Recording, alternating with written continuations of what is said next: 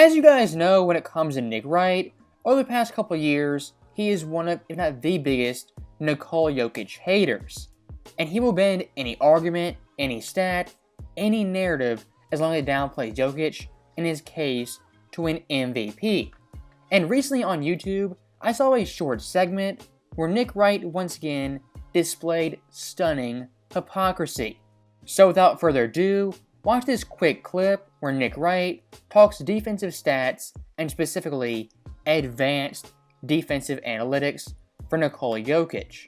If your data says Nikola Jokic is the best by a mile defensive player in the league, and that is part of his advanced metrics case for a third straight unprecedented MVP, then defend the data.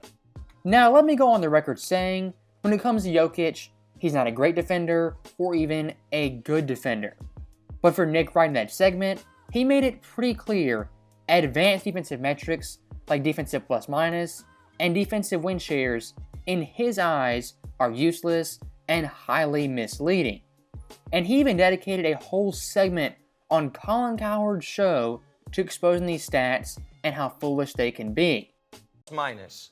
Oh, Jokic is the best player ever. That's career, best player ever. Does that prove he's the MVP or does that prove there's a problem with the stat? What about player efficiency rating? How does Jokic measure up? Oh, okay.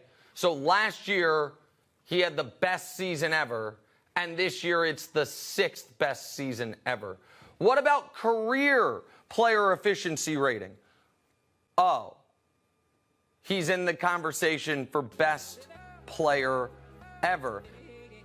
So if you aren't following, right now Nick Wright is saying advanced stats like PER and box plus minus are essentially useless, and says, quote, when it comes to Jokic, does it prove he's the MVP, or does it prove there's a problem with these stats?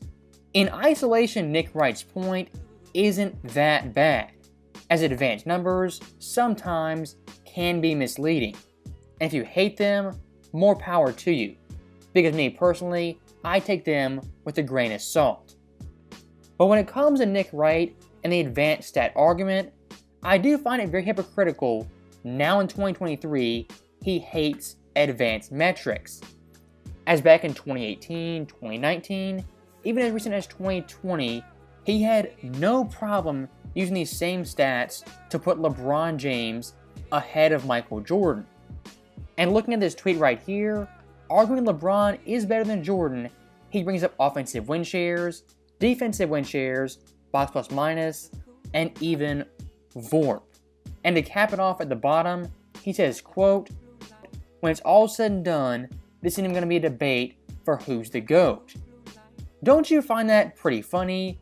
Advanced stats one day are useless, meaningless, but the next day are super important. As ranking LeBron over Jordan, advanced stats then matter.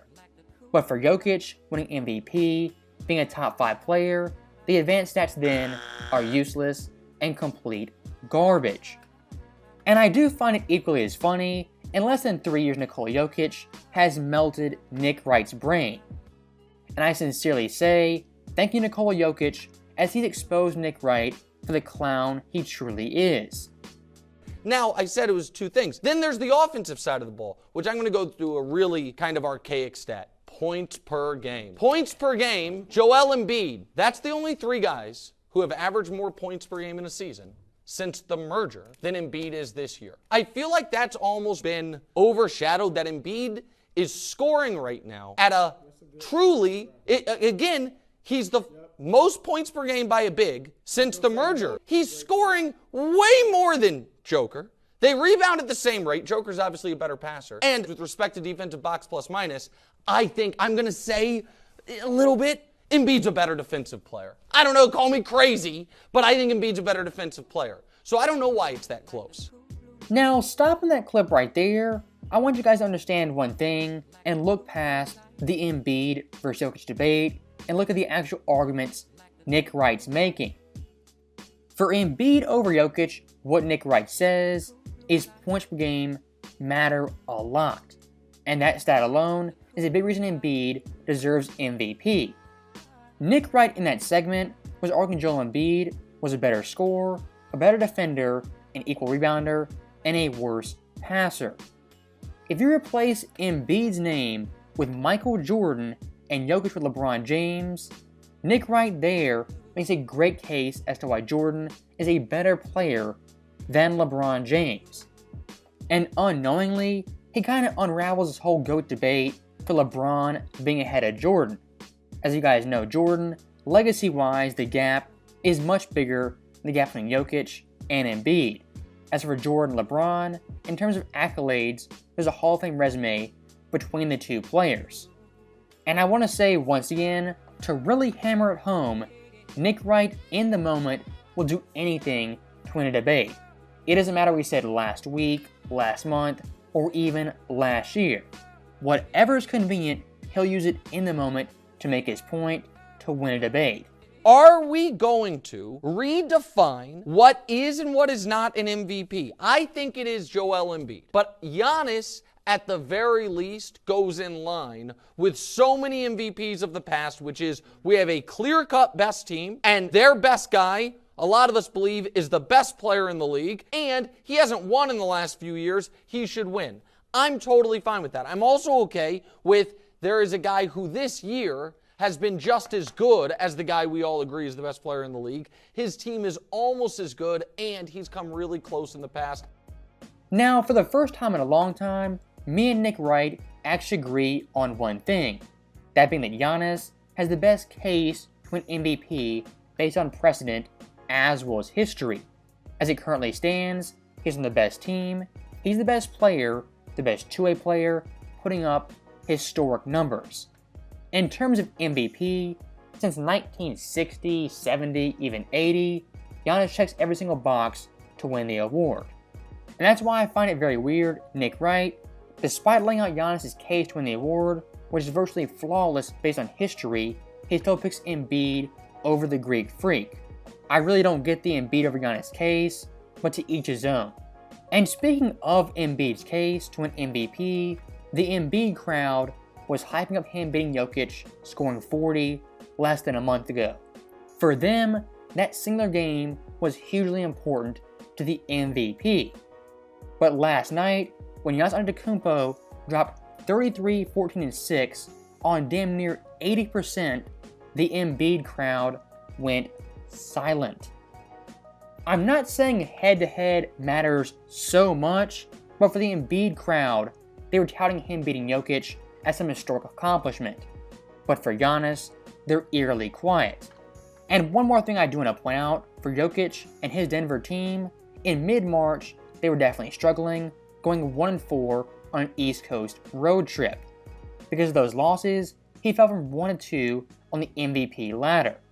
If we're gonna be consistent, Philadelphia right now, with Embiid playing, is 3-4 in their last 7, with Embiid ducking Jokic in Denver.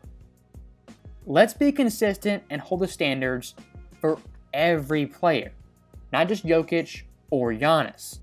And before I forget, look at this graphic from Nick Wright comparing Giannis versus Embiid as well as the Joker. It has points per game, rebounds, assists, and oddly enough, playoff wins. If we're talking MVP, the playoffs have no bearing on who wins the award. But strangely enough, that category finds its way onto this stat sheet. And why I think that is once again Nick Wright is a massive Jokic hater. But being consistent, looking at Embiid versus Jokic and their playoff numbers over the last 3 years, it gets pretty ugly for Joel fast. As comparing the two, the Joker averages more points, assists, rebounds, higher field percentage, 3 percentage, and free throw percentage. My overall point being, when it comes to graphics like these, be very, very aware of the sneaky stuff that's thrown in there to manipulate you and throw you off. What I would think is wrong is if Joel Embiid has back-to-back years where he averages more points than Shaq's career high, and Giannis has 3 straight years where we all acknowledge he's the best player in the world. And those two guys, neither one of them win an MVP because the same guy has won all of them. That would bother me, and I think it would rewrite how we do the award in the future, and I don't think it should. So that right there is our last clip, and Nick Wright, per usual, acts outraged that Jokic could win 3 straight MVPs, and he's already gone back to back.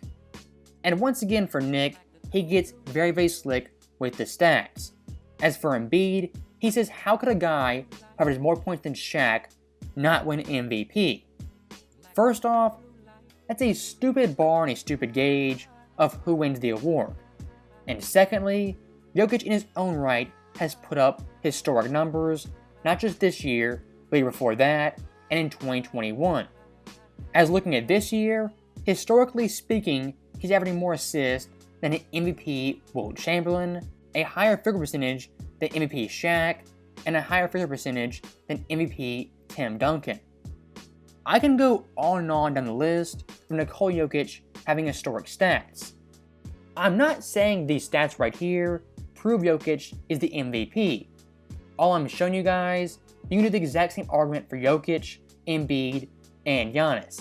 And it is highly disingenuous to act like one guy only is having a historic season with historic numbers. So that right there is my last point. Once again exposing Nick Wright as an equal salesman who's very sneaky, manipulative, and downright deceitful with his narratives for MVP. As always, thank you guys for watching, hope you enjoyed it. I'll see you next time.